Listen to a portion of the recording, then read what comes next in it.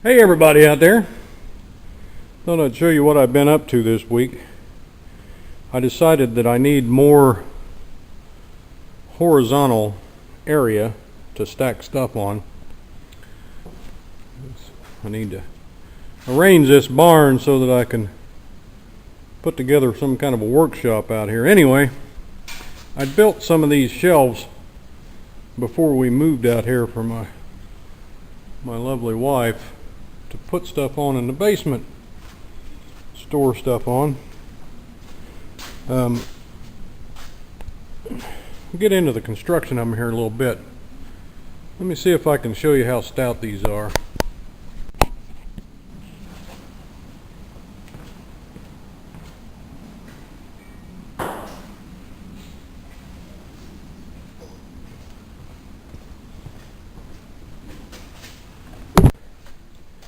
That's my 90-pound anvil sitting right in the middle of that 4-foot span on them shelves there. And you can see there's a little bit of gap underneath that level. Not much.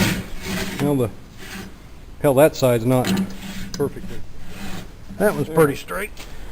I got that little sliver of wood there to slide underneath there, and I can twist it up a little bit, but not much. So it's sagged down not quite twice as much as that sliver of wood, with that 90-pound anvil sitting right in the middle of that 4-foot span.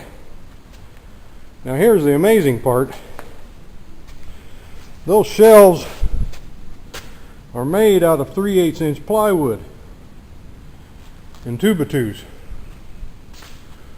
And it's sheeting grade plywood, so it's about as cheap as plywood as you can get, which for out here in the barn is just fine, or in the basement. Here's the construction. You take it's just an 8-foot stud grade 2x4. Put it right there. 8-foot stud grade, and rip it into 2.5 inch by 1.5 inch pieces. Okay, now I made my shelves 5.5 foot tall. After you rip them, you cut them to 5.5 foot long. That's right there. Okay, that leaves you a 30-inch piece. All right, two 30-inch pieces, and you cut them at 15 inches. Now, when you put these together like this, you've got 18 inches. I used my pocket jig tool to fasten those together. I glued them and screwed them. But you can, the ones I did in the basement, I screwed from the outside. But they're a little bit stouter. They're a little bit stouter with that pocket jig tool coming in this way than the screw going into the end of the grain here. But after you get the glue set, it pretty much doesn't matter. Screw's just there to clamp the glue. Anyway, now we've got 3 of these, 18 inches wide, from side to side. So you cut your plywood in half. So you got two 24-inch pieces. And then you cut 2 strips, a strip off of each one of those, 2 inches wide. And then you strip the remainder of it, right here and right here. Take that remainder piece and split it in half and get these 2 pieces here. Okay, now as you can see I glued these and then tacked them with my finisher nailer just to hold them while the glue set.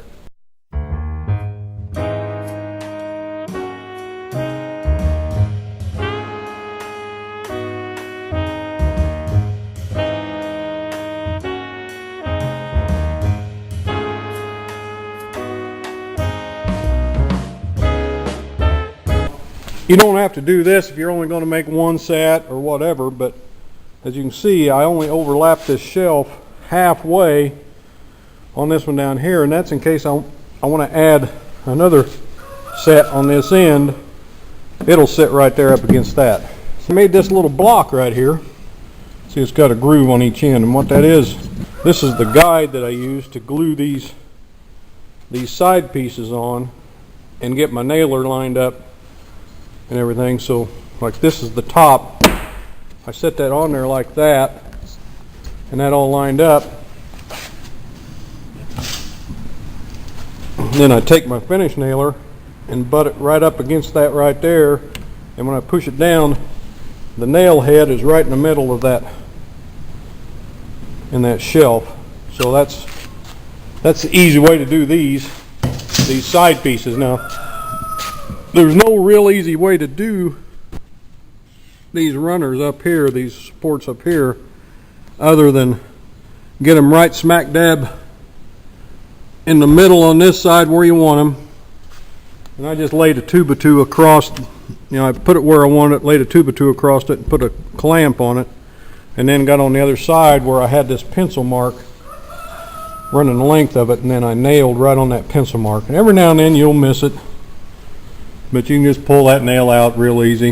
And like I say, the nails, all they do is hold it until the glue sets up, because after the glue sets up, it's doing all the work.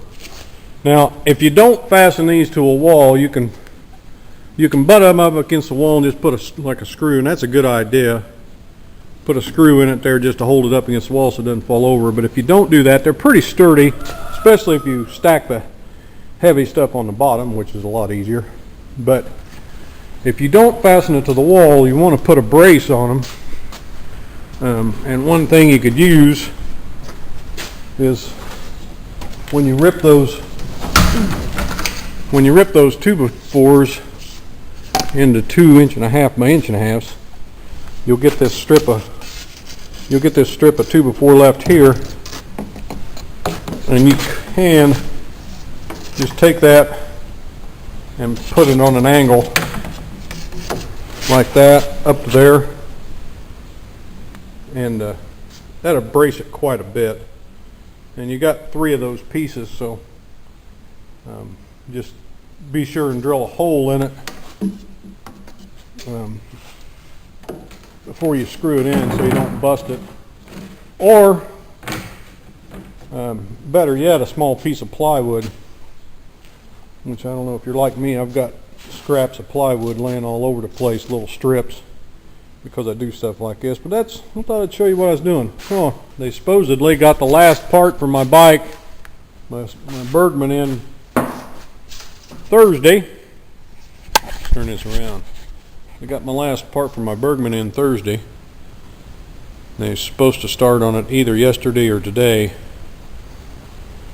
Hopefully, maybe I'll be able to pick that up Tuesday. They're not in the shop on Mondays. Anyway, maybe I can get to ride to work here next week sometime. That'll be exciting. Weather out here today in central Indiana is not that great. Navy Thomas 8 sent some of his bad weather over to us. It was wet. Did get the garden all tilled. Lovely wife's got some onions planted and some beans. That's about enough of that. So you all take care. Have a nice weekend. We'll see you next week, maybe on the road.